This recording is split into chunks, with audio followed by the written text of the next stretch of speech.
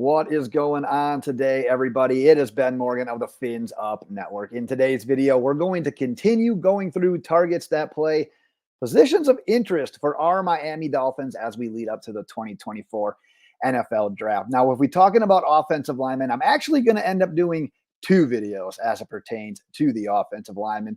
Today, we're going to focus on potential first-round targets. In the next video, we will focus on potential second-round offensive line targets. But I am going to throw one caveat into today's video. I'm going to omit three players. Those players are Joe Alt, Talise Fuaga, and Oli Fashanu, because quite honestly, I think those three will be off the board plenty of time before we draft at number 21. So could we trade up for one of those guys? Sure, that is an opportunity. But at the end of the day, I think those three are going to be gone. I don't necessarily think we're going to trade up. But hey, if we get a Laramie Tunsil-esque slide from one of these offensive linemen, then sure, they definitely garner plenty of consideration at number 21. But I personally, for this video today, I want to focus on prospects that I think are more realistic for us if we stay put at number 21. So we're going to jump in 1 second, but as always, I want to hear from you. If you had your pick of any of the offensive linemen in this year's draft that are realistic for number 21, who are you taking? Drop your nominations in the comments. But like I said, let's jump into everything.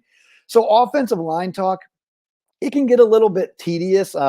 Heavy hands, strong anchor, mirroring edge rushers. So inevitably, we'll get into the weeds a little bit with some of these guys. But I'm going to try to keep it fresh. I'm going to talk more specifically about their potential fit with the Miami Dolphins in our offense. So if we're looking at Graham Barton, we're really keeping the theme of position versatility when it comes to offensive linemen in mind. He basically has 3 full seasons starting at left tackle at Duke compared to just a handful of games at center, which came his freshman year. However, it is looking like most NFL teams project him at either center or guard at the next level.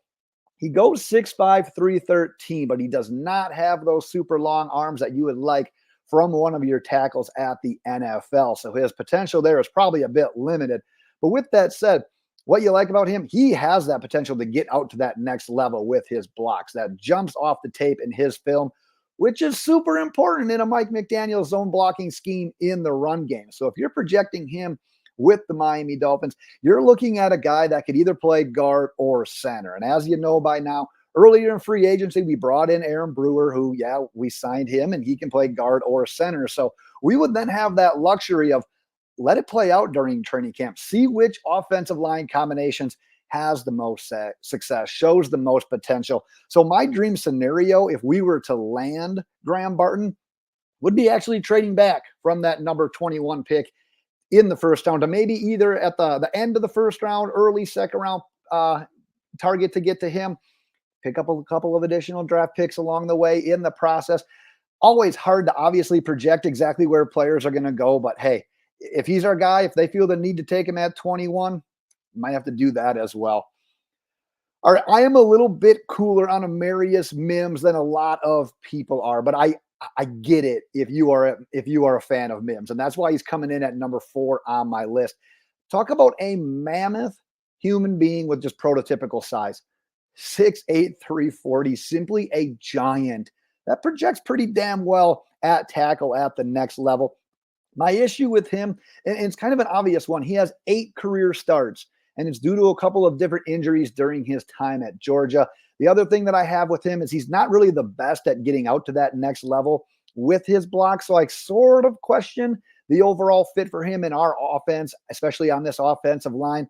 But man, he's got the tools. He's got the potential. Now we'll just have to see if the team that takes him is able to put it all together and just take advantage of that overall physique. Physique-wise, he's a top 10 pick. This guy is a mammoth.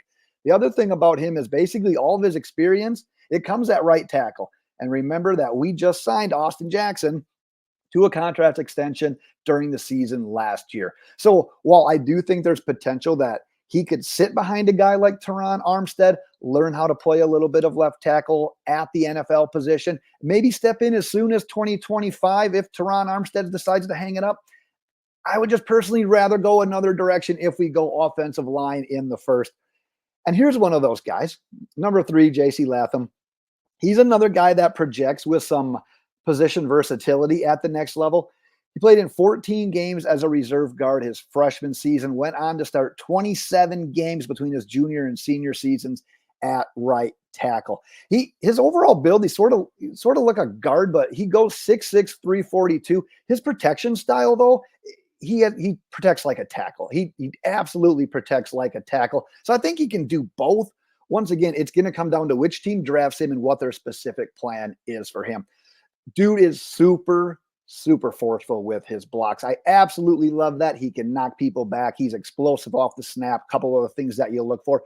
He will legit put guys down on the ground on occasion. The one issue that I have with him in pass protection, it's the technique. He can make his sets a little bit too deep into the pocket. Not a huge fan of that, given that Tua is our quarterback. He's a little bit smaller, shorter quarterback. So setting up deeper, just to me, it kind of presents itself some potential issues down the line. But man, you're going to run into a lot of draft analysts that rank him kind of near or maybe even in that same tier as a guy like Joe Alt. So that is quite the compliment. He's personally a guy that when I do my final mock draft, I'm projecting that I'll have him off the board before number 21. But I tell you what, if he's available, you can sign me up for that pick. I'd be happy with that one. Let's go over to number 2, which is Jackson Powers Johnson. He is part of the conversation for me that goes, if he's available at number 21, don't think twice. Turn in the draft card with his name on it. And it's funny because he actually just settled into center last year at Oregon after playing some guard before last year.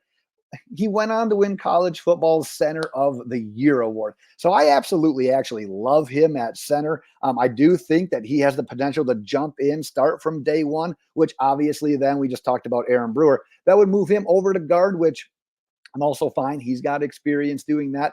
But we're talking about Powers Johnson. He's a pretty damn clean prospect that, in my opinion, has big time potential, especially in a Mike McDaniel scheme. He's got fairly decent athleticism. He can climb to that next level with the blocks and the running game. He's well built, 6'3", 328, which helps him anchor pretty well in pass protection as well. And what do you look for in an offensive lineman? That mean streak, that nastiness. That's exactly what you want from an offensive lineman, and that's what Jackson Powers presents to you. Here's the best thing as well. The dude has a cheeseburger named after him at a brew pub in Oregon. Honestly, what's not to love about this guy? If you're looking for a negative, I'd likely start with the overall lack of experience at center. Like I said, he just became the team's full-time starter in 2023. But other than that, in my opinion, you're just kind of nitpicking to find flaws in the clear-cut top center prospect in this year's draft, at least in my opinion. So yeah, if Powers Johnson is on the board at number 21, don't overthink it. Go ahead, submit that pick. All right, we're going to end today's video with number 1, another offensive line prospect that just fits into that same category that I just mentioned with Powers Johnson. Because yeah, Troy Fatu, he's made the bulk of his collegiate starts at left tackle. However, due to the shorter arms, a lot of people think he's probably better suited at guard at the next level. Regardless, you're looking at a clean prospect that I once again think he's got day one starting potential, especially if we move him to guard with Terron, Armstead, with Austin Jackson being the two guys at the tackle positions.